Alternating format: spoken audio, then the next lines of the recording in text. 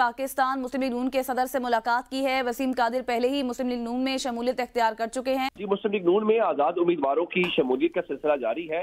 Punjab assembly का हल्का PP 49 Sialkot, जहां पे आज़ाद उम्मीदवार कामयाब हुए थे राना फयाज, उन्होंने मुस्लिम लीग नून में शमूलियत इख्तियार कर ली है और उन्होंने लाहौर में मुस्लिम लीग नून के सदर शहबाज शरीफ से मुलाकात भी की है और नवाज शरीफ की क़यादत के ऊपर मुकम्मल एतमाद का इजहार किया गया। इसके अलावा हाल ही में मुस्लिम लीग नून में शामिल होने वाले वसीम कादिर ने भी आज मुस्लिम लीग नून के सदर से मुलाकात की है और वो मरीम नवाज के साथ मुलाकात करके ऑलरेडी पार्टी में शमूलियत का ऐलान कर चुके हैं। शहबाज शरीफ ने इन दोनों अरकान राना फयाज और वसीम कादिर को खुशामदीद भी कहा और उनका शुक्रिया भी अदा किया। इस मौके पर शहबाज शरीफ ने कहा कि हम सब पाकिस्तान को खुशहाल बनाएंगे और अवाम की जिंदगियों में आसानी लाएंगे। पाकिस्तान को दरपेश चैलेंजेस का मुकाबला इत्तेहाद, इत्तेफाक और कौमी ताउन की सोच से हो सकता है।